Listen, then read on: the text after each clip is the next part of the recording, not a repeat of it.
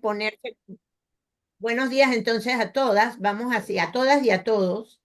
Vamos a seguir con esto que se va a convertir en una serie, porque de verdad que es un tema muy interesante, observar la historia con ojos de no la sumatoria de fechas, sino la sumatoria de situaciones que nos han llevado para esto.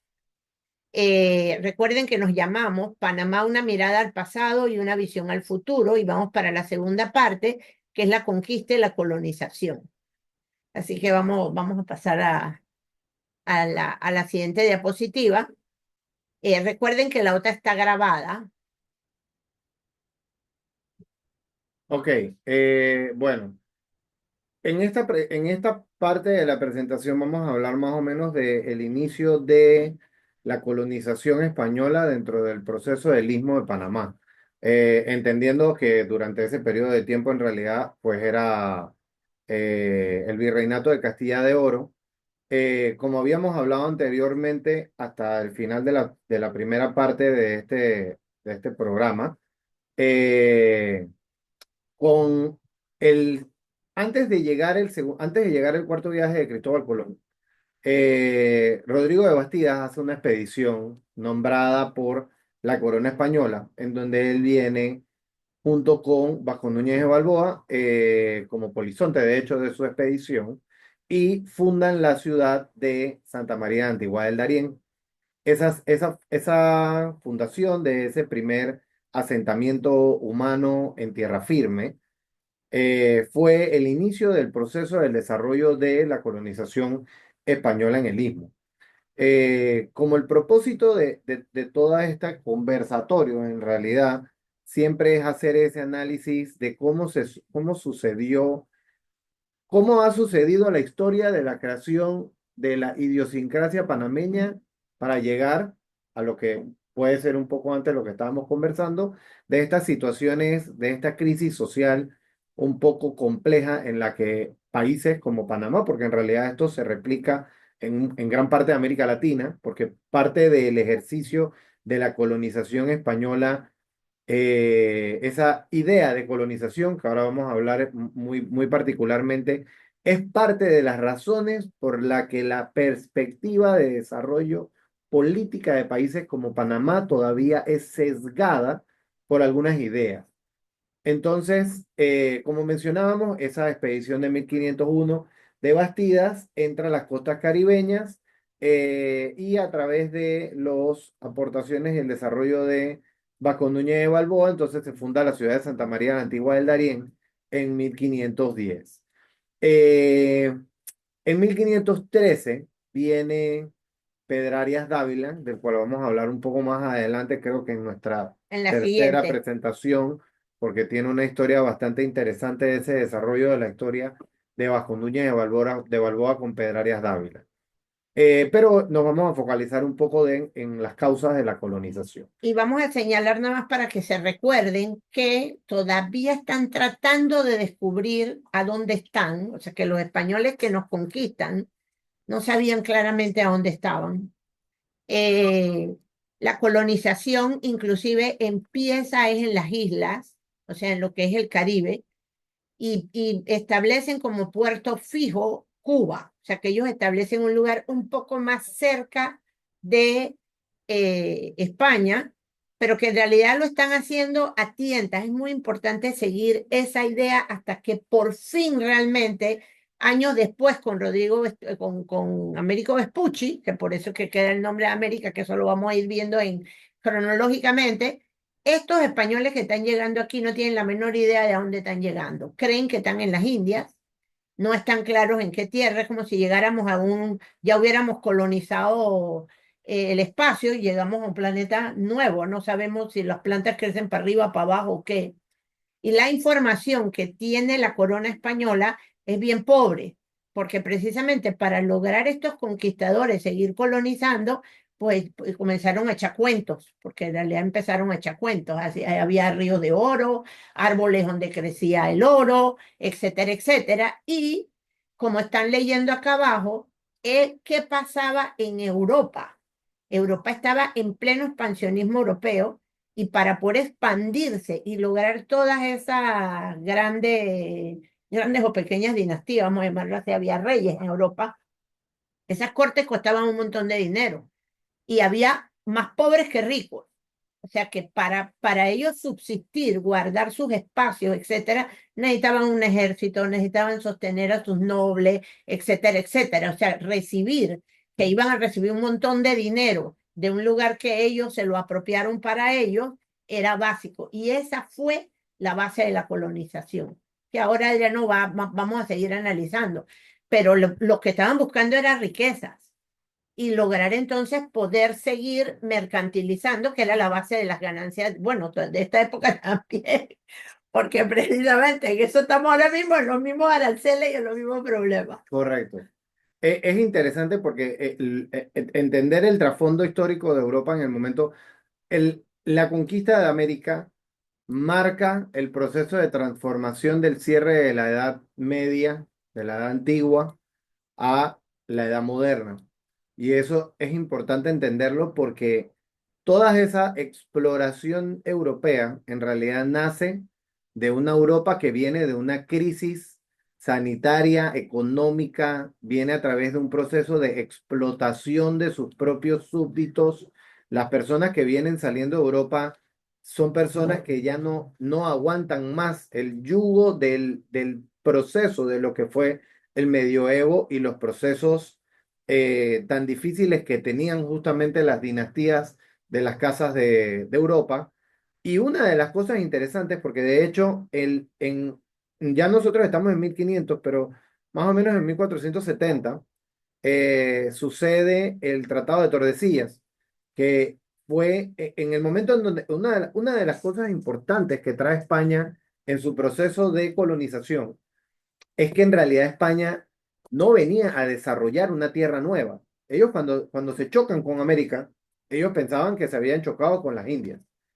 Pero al darse cuenta que esto era un territorio nuevo, inexplotado, ellos no vienen con una idea, bueno, la corona no viene con una idea de, oye, qué bueno esto que encontramos nuevos territorios, vamos a desarrollar personas, recursos humanos, ciudades, pueblos, no. Ellos vienen a explotar, sacar todo lo que pueden y llevarse todo lo que ellos necesitaban para salvar su propio imperio, en realidad. Y eso es algo importante de entender, porque ese absolutismo que viene con la corona española se choca con el enfrentamiento de una Europa que también necesitaba para poder solucionar. El Tratado de Tordesillas, por ejemplo, fue la discusión que tuvieron los reyes de Portugal con la corona española, porque en realidad ellos fueron los que financiaron el primer viaje de Cristóbal Colón, cuando Cristóbal Colón no encontró el apoyo de la corona española en el proceso. Por eso es que él sale de Palos, que en realidad está al norte de Lisboa. Entonces, cuando ellos encuentran España y Cristóbal Colón regresa, y a través de esas relaciones políticas que además venían por detrás, con las que después mandan también a Pedrarias, y esa idea de que, listo, tú te encontraste con esto, pero ahora todo esto es español porque tú eres español, la corona portuguesa dice, espérate, esto no puede ser así, porque nosotros también necesitamos ayuda, nosotros también financiamos, y nace este Tratado de Tordesillas en donde ellos se ponen de acuerdo en cuáles son los puntos del hemisferio, porque claro, como acaba de decir la doctora anteriormente, ellos tampoco tenían un mapa, ellos no tenían una idea muy clara, ni primero ni de la forma del planeta. Ni Eh, siquiera que era redondo. no tenían una no tenían una idea muy clara ni de qué tan ancho, ni de qué tan largo, ni de qué tan amplio podía ser el espacio de territorio con el que ellos se estaban encontrando, y trazaron unas líneas muy similares a los paralelos y a los meridianos. De hecho, lo midieron a través de paralelos y meridianos, en donde queda justamente Brasil como parte de los territorios de Portugal. Y dentro de ese espacio, ellos dicen, bueno, esta es la parte que a ti te toca poder desarrollar y el resto entonces es español. Porque del otro lado ellos tampoco sabían muy bien, ellos pensaban que en realidad el área principal con el que ellos se iban a encontrar era el norte de Venezuela, Colombia y todo lo que era Centroamérica hasta el sur de México, más o menos que acababa de llegar entonces Cortés un par de años después. Eh, y justamente cuando Portugal entonces llega después a Brasil, se da cuenta que el territorio de Brasil Es enorme. no solo es enorme, sino que tiene una riqueza natural y mineral sorprendente.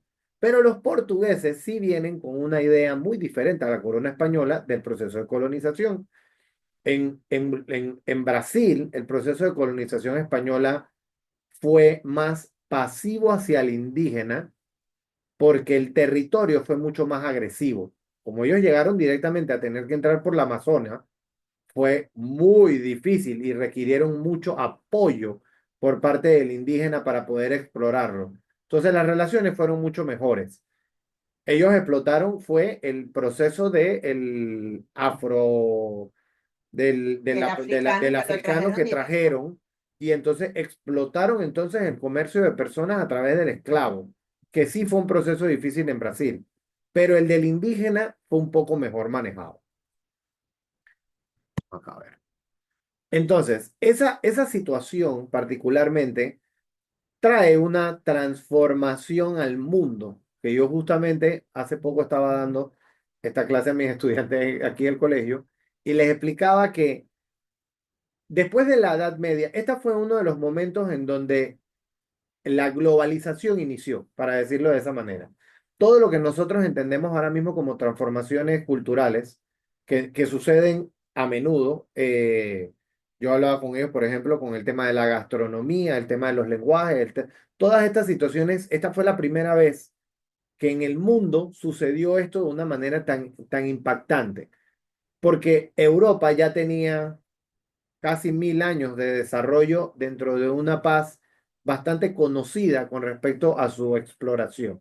Ya todo el mundo sabía todo lo que había en general adentro de Europa, pero esto fue como, y yo le hacía la analogía a mis estudiantes, esto es como si nosotros hubiésemos llevado a Marte y en Marte nos hubiésemos encontrado marcianos, nos hubiésemos encontrado diamantes, nos hubiésemos encontrado otros idiomas, otras religiones. Así fue la exploración de los españoles en América. Ellos llegaron y se encontraron primero una población rica, con una cantidad de recursos gigantes que simplemente ellos tuvieron la oportunidad de saquear. Es como si de la nada un país como Panamá se encontrara una isla llena de millones de trillones de dólares que nada más habría que traer aquí a las arcas del Estado y solucionar todos nuestros problemas. Pero por supuesto, los intereses económicos que había por detrás de esa situación, tanto internamente en el Reino de España como en toda Europa, fueron significativos. Los temas sociales, que ahora lo vamos a ver un poco con la situación de las castas y las clases sociales, obviamente se fracturaron porque hubo personas que se volvieron personas significativamente importantes y ricas por hacer comercio de situaciones que antes no existían. Personas, por ejemplo, en tierra firme que se volvieron mediadores de los lujos que tenían los españoles que se habían venido a tierra firme, pero que en realidad eran piratas y se volvieron personas importantísimas en esos sistemas de comercio.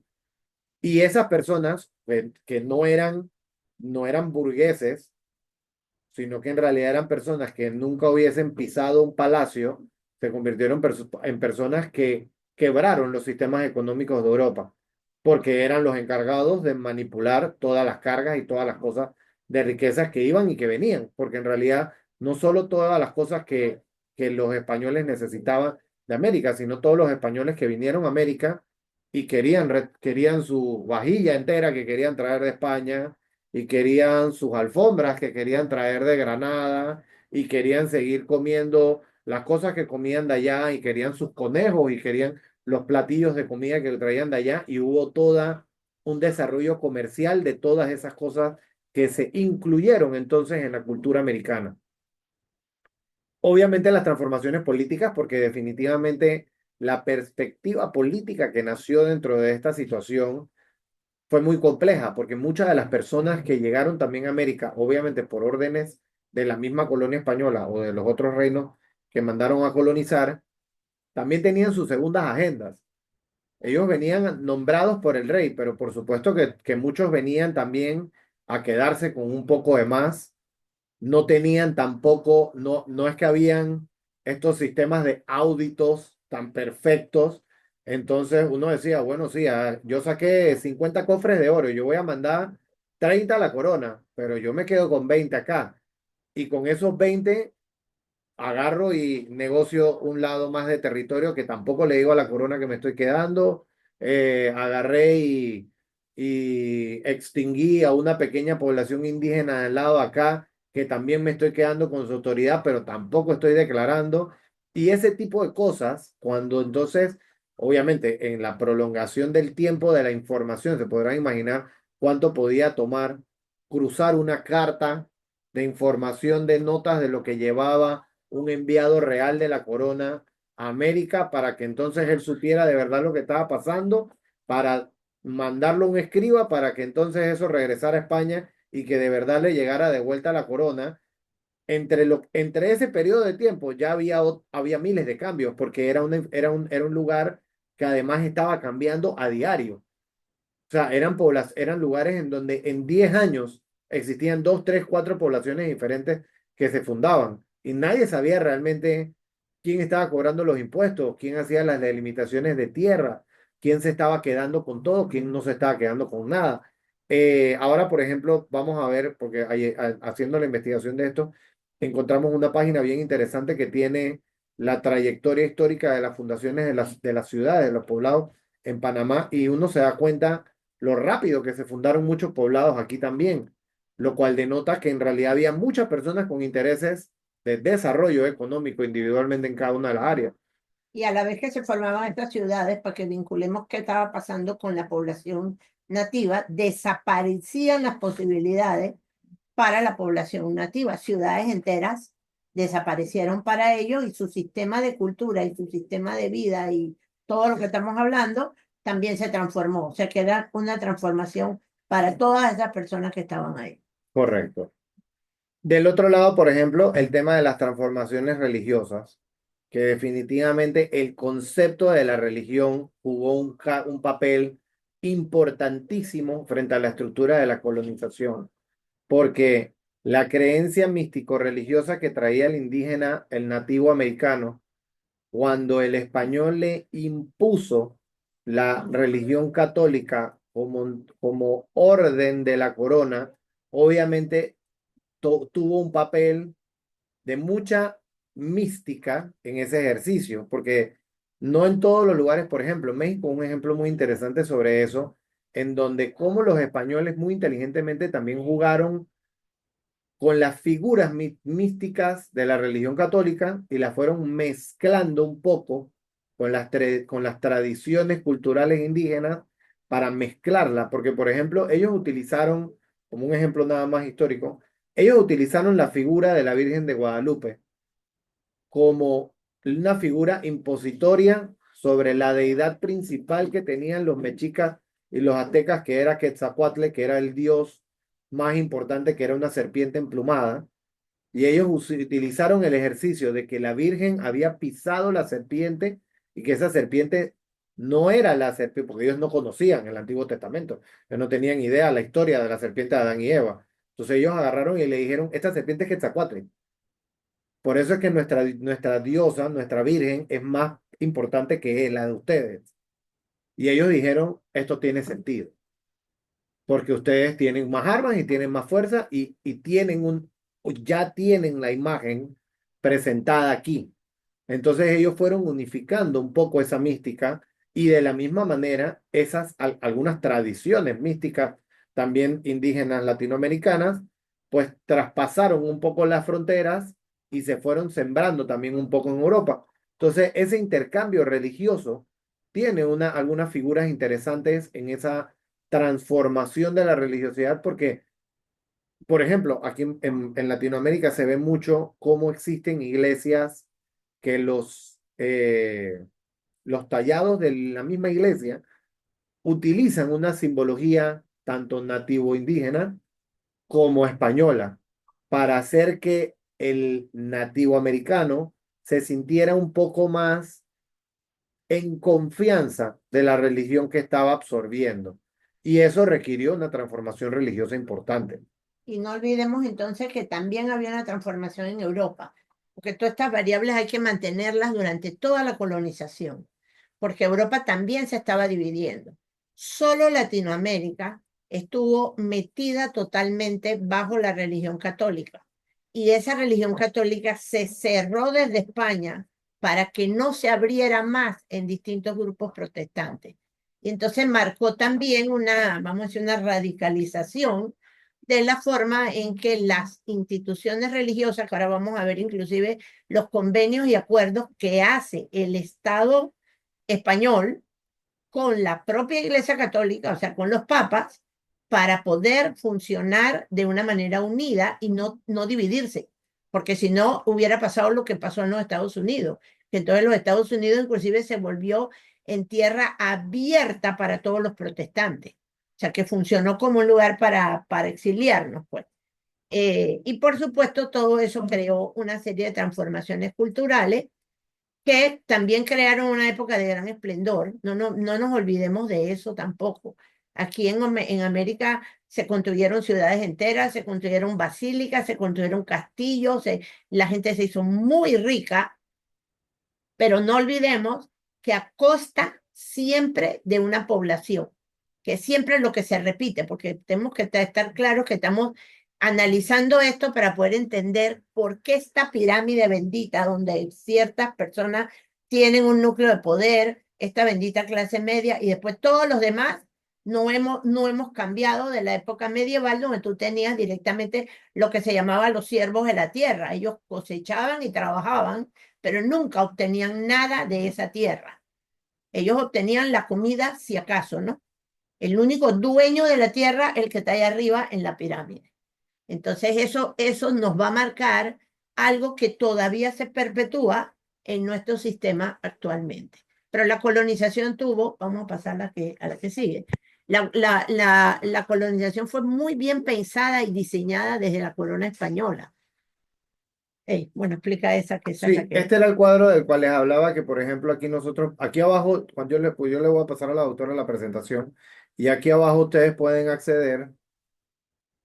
No sé si ven la pantalla aquí del cuadro. Bien. Este es un cuadro que deben ver por fecha la fundación de las diferentes poblaciones. Y adentro de cada una pueden entrar y les va a salir información de cada una de las poblaciones internamente, su fecha de fundación y un poquito de información interna de cada población. La verdad está bastante interesante, por si lo quieren hojear después más adelante. Y entonces nos vamos desde Santa María la Antigua al Darién hasta la fundación pues de la ciudad de Panamá, y de ahí la que ya nos habló la doctora Guillermina precisamente de Natá, y así siguen, pero miren la velocidad con la que siguen los diferentes lugares que se van poblando. Inclusive aquí sí te sale el poblado de Acla, que en realidad fue el primer lugar donde llegan los españoles. Pero Acla se instala en un área, que eso lo vamos a ver después ahora en lo de Vasco Núñez con más calma, en un área donde los indígenas sí tenían flechas envenenadas. Entonces la población se diezmaba y se diezmaba y se diezmaba. Y fue Vasco Núñez que precisamente ya había venido con Diego de Nicuesa a averiguar por aquí, y él dijo, no, nos tenemos que ir para el otro lado. Por lo menos allá hay indígenas que pelean, pero que no están con la flecha. Por eso hay que siempre mantener estos pequeños momentos en que la historia nos reporta claramente que ellos funcionaban por ensayo y error, con un total desconocimiento. Inclusive lo van a ver cuando hablemos bien de la fundación de Panamá la Vieja, que la fundación de Panamá la Vieja fue un mandato del rey, pero quedó en el peor lugar posible. Ahí no había ni agua potable. Yo sabía que trae agua potable de afuera, no me quiero adelantar porque precisamente le estoy pidiendo a la autora Guillermina una charla bien clara de eso, y el análisis de los errores que se cometieron.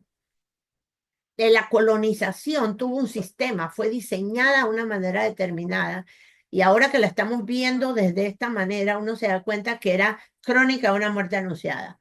Era imposible colonizar un país conquistado por españoles, o sea, por personas extranjeras, que lo único que estaban haciendo, como lo ven en el primer punto, es fundar ciudades y centros de poder, pero para los españoles. O sea que los dominios españoles quedaban conectados con el rey. Lo que estábamos consolidando eran dominios. ¿Frente a qué? A las amenazas. Pues claro, España pensaba que como, acuérdense que esto no lo podemos ver sin Europa. En Europa, cada pequeño principado o cada gran reino seguía peleando. Inglaterra no era la Inglaterra de ahora, sino que eran Escocia, Inglaterra, etcétera, etcétera. España ni se diga, estaba peleando contra los moros, literalmente. Los ingleses seguían peleando con los franceses y así seguimos. Eso significaba lo que les dije al principio. Todos necesitaban pagar ejércitos. Todos los ejércitos eran de mercaderes. Y si no, perdón, se pagaban, Mercenarios. mercenarios, perdón. Y cuando ellos recogían gente de las clases de la tierra, pues los campesinos, eran campesinos que no sabían usar hachas, no sabían usar armas de guerra, etcétera, etcétera. Ellos vienen de la Edad Media, donde imagínense, Italia, Firenze, Florencia era un feudo, solo la ciudad de Florencia tenía un auge específico. Solo la ciudad de Roma tenía un auge específico, o sea, eso era pequeños, pequeños, pequeños lugares que tenían ese poder. Por lo tanto, esa situación de la fundación de ciudades y centros de poder estaban hechos nada más que para asegurarle a los españoles, y los vamos a ir viendo con ciertos ejemplos, por qué los diferentes pueblos se fueron fundando de una manera determinada. Y no olvidemos lo que el licenciado Adriano acaba de señalarles, y es que todas esas cosas estaban en poder de los españoles. Los españoles no colonizaron América para inclusive llevarse lo que sí había acá, ni la comida nos quedó. No nos quedaron las costumbres. Algunos pueblos, Perú, Bolivia, Brasil, etcétera, han logrado renacer esas costumbres. Pero ellos no comían nada de lo que se producía aquí. Trajeron absolutamente desde sus gallinas y sus pollos, etcétera, etcétera. Solo las naranjas, de una manera muy rápida, fue lo que se llevaron para España, pero aprendieron a cosecharla allá, no necesitaban traerla para acá. Entonces tenemos que tener claro que la colonia era simplemente centros de poder, apoyados por la Iglesia Católica. Se firma un acuerdo con los papas, durante toda esa época distintos papas, se acordaron con los reyes de España ese apoyo político, o sea que ellos, la Iglesia Católica, vamos a decir, colonizaba espiritualmente a los indígenas, y esos indígenas, ¿qué pasaban a hacer? Como lo vamos a ver ahora después, porque Adriano tiene una cosa muy especial aquí para mostrarle en las castas raciales. Se volvieron mulas de carga. El trabajo del indígena era realmente avasallador. Pero no nos olvidemos que los imperios que todavía quedaban grandes aquí, los mayas, los aztecas, etcétera, también tenían muchos pueblos subyugados de esa misma manera. No es que Cortés consiguió entrar a México así con 200 personas y ganó todo. No, ellos fueron haciendo alianzas de un sistema que también era así, y de vasallaje. Y eso es algo que conservemos todo esto y trasladémoslo y traslademos y traslademos. Y como acabamos de decirlo yo ahí medio en risa y medio en broma, todavía seguimos con el problema de los aranceles, las migraciones y etcétera, etcétera. Y voy a pasar a Adriano, porque le voy a explicar una cosa muy bonita sobre cómo también entonces no sé cómo llamarlo, se hibridizó la gente, se Sí, mezcló la la gente. gente es un buen término. Hace poco estábamos en el museo, que los invito, si tienen la oportunidad de visitarlo, en el Museo de la Casa de la Aduana de Portobelo. Ellos ahí tienen una presentación sobre cómo fueron las mixturas de las clases raciales en Latinoamérica, acá, que es esta, que eran las mezclas de la sociedad de castas raciales, que era la combinación, por ejemplo, de los mestizos, que era hijo de español con la india, el castizo, hijo de mestizo con española, el español, que era hijo de castizo y española, el mulato, que es hijo de español y negra, el morisco, que es hijo de mulato con española, el chino, que es hijo de morisca con española, salta atrás, hijo de china con india, el chino con india, el lobo, que es salta atrás con mulata, el jíbaro, que es lobo con china, el albarazado, que es hijo de jíbaro con mulata, cambujo, que es albarazado con negra, zambaigo, que es cambujo con india, calpamulato, que es zambaigo con loba, tente en el aire, calpamulato con cambuja, no te entiendo, que es tente al aire y mulata, y torna atrás, que es hijo de no te entiendo, india. Es interesante, esto es interesante porque primero uno se da cuenta, Le veo la cara a Cori. Cuando yo vi esa lista, dije esto, Dios mío. Y antes de que Adriano siga, sí quiero que recuerden que todo esto marca un mestizaje y una mezcla, pero también es de poder. correcto, Esas personas no ejercían cargos públicos, esas personas no tenían dinero, esas personas no tenían tierra, inclusive, porque lo vamos a ver el por qué, el eje de por qué nos liberamos al final de España, era mestizo el hijo de español con India y era, guárdame el de arriba que... el primero es ajá, mestizo, ajá, el español tenía que ser hijo de un castizo. Castizo es el que venía, que era el hijo de un español con alguna otra persona. Entonces significa que cuando llegamos ya a crecer y crecer, porque esto requirió años, ¿no? Para que todas estas mezclas se fueran haciendo en el tiempo, cuando aquí los únicos que podían gobernar, que es la regla primera, era el que es español. Los propios hijos de españoles que habían nacido acá en América, no se les daba la nacionalidad española, aunque papá y mamá fueran españoles. Entonces ellos quedaban como súbditos de la corona, pero en un nivel más bajo, que es la razón fundamental para cuando lleguemos a ese punto, se acuerden, por la cual se libera los países latinoamericanos de España, pero que no se liberan para darle libertad a toda esta gente que está acá abajo. Ellos se liberan para no tener que pagar impuestos. Lo mismo pasó en los Estados Unidos, ese barco de té y todo lo demás, es simplemente no pagarle impuestos a Inglaterra, si ellos eran los que los producían, y tampoco se lo podían vender a nadie más. Todo lo que tú produjeras, todas las minas de oro, de plata, de todo lo que encontrabas, solo se diezmaba la parte de la colonia y se podía comerciar con España. No podías abrir un comercio libre y global.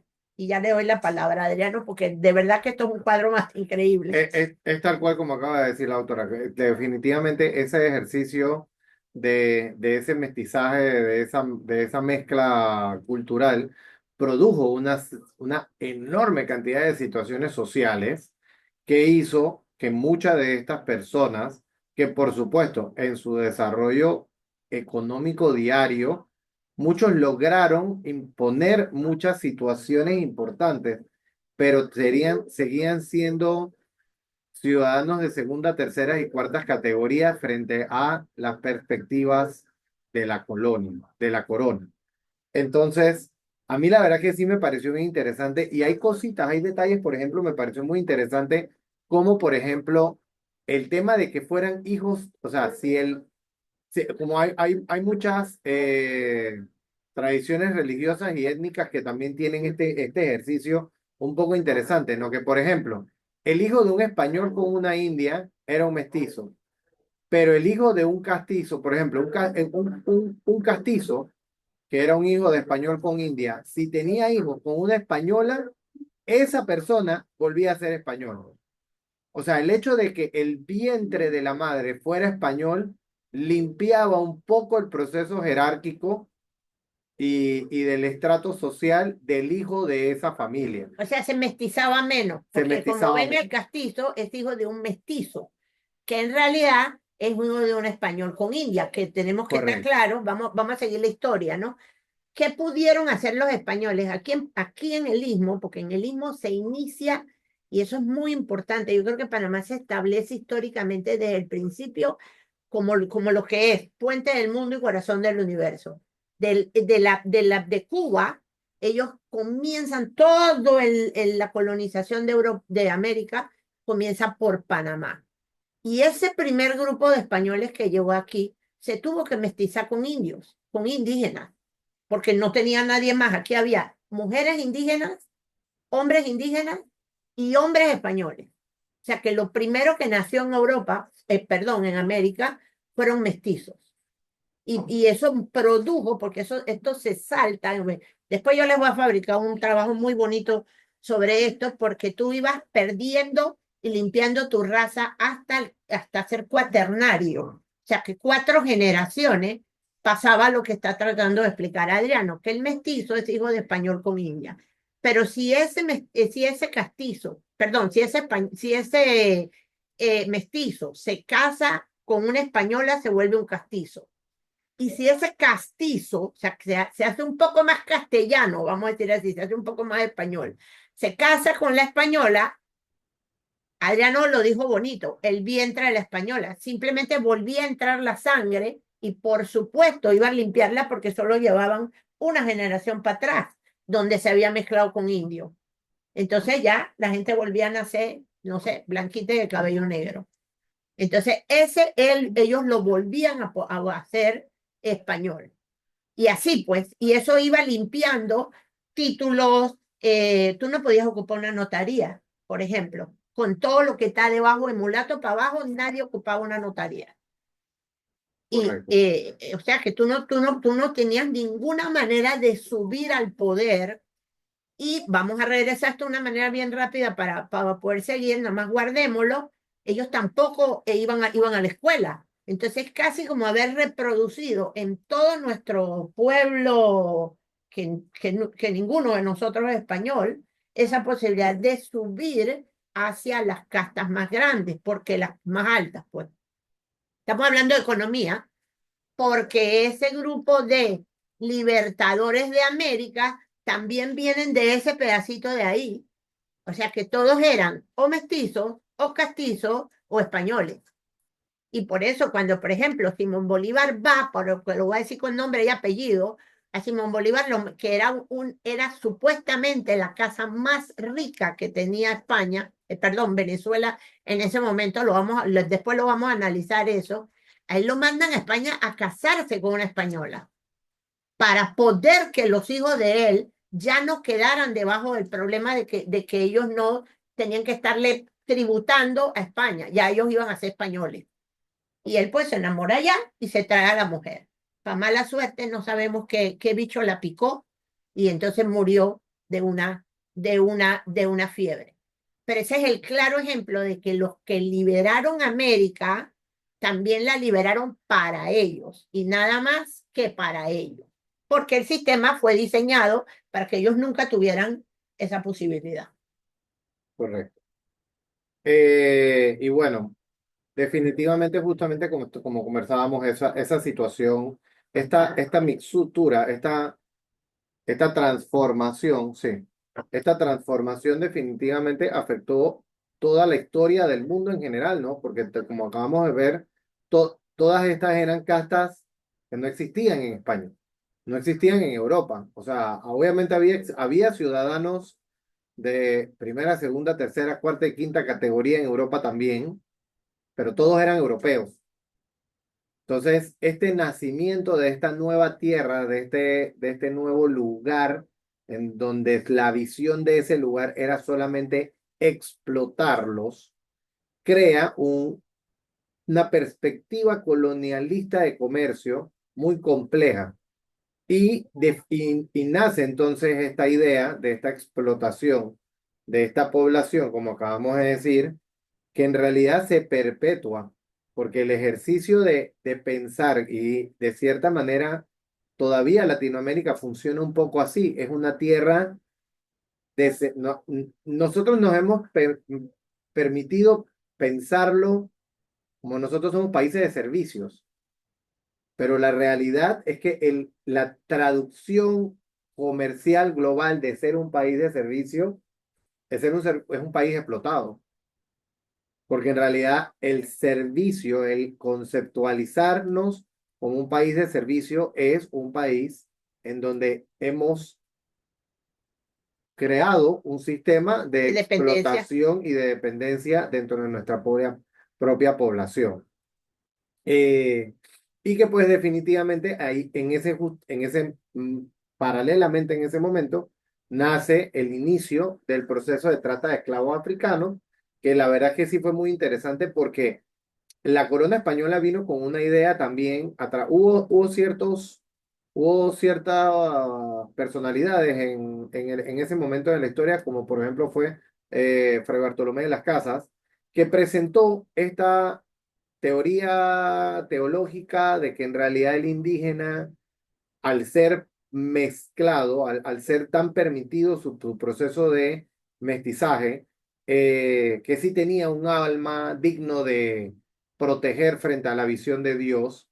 Entonces hubo una mezcla cultural un poco más cercana, pero cuando se dieron cuenta que total necesitaban más mano de obra para el desarrollo de la colonia, pues nace el proceso de la trata de esclavos de África, que es todo un proceso mercantil nuevo que hace toda Europa a través de un ejercicio muy complejo e inhumano en ese ejercicio de la trata de esclavos, ¿no? Porque el indígena nunca fue esclavo en América. Siempre fue un ciudadano de segunda jerarquía, pero nunca fue propiedad.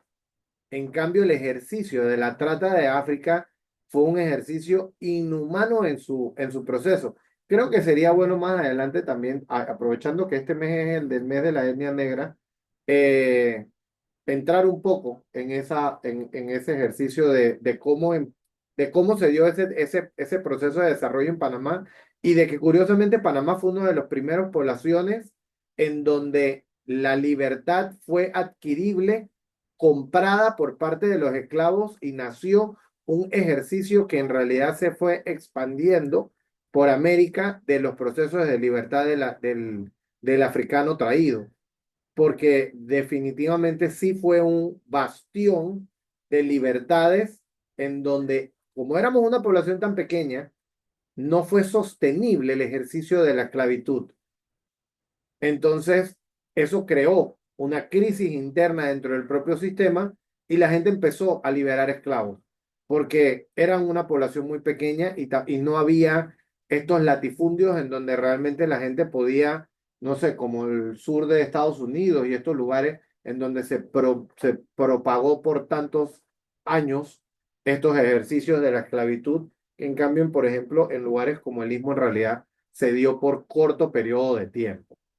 Y no llegó a ser tan inhumano, pues. Y no, bueno, no sé si inhumano no sería la palabra, porque siempre fue muy complejo el Sí, pero proceso, en las plantaciones, que fue lo pero que pasó en correcto. Brasil también, era realmente, los castigos corporales eran una cosa realmente, acá simplemente el negro huía y huía rápido, etcétera, etcétera. Panamá tiene una serie de características bien particulares en eso, y no quiero decir que nunca fue humano, ¿no? Porque esclavizar a una persona siempre va a ser inhumano. Y lo que sí nos debe quedar claro es que nosotros vivimos ahora mismo el producto de esta misma colonización. El sistema de colonización fue esta. Y parece que no logramos salirnos de ese sistema. Eh, Vamos a cerrar Sí. la presentación. Adriano se tiene que retirar, pero las queremos oír un poquito, a ver qué sienten de todo esto. Ya tú cierras la grabación. Con su permiso, ha sido un placer nuevamente compartir el día de hoy porque me tengo que retirar para clases, así que lo dejo con mi mamá. Muchas gracias de nuevo por recibirme y las veo prontito. Ya no, cierra la grabación.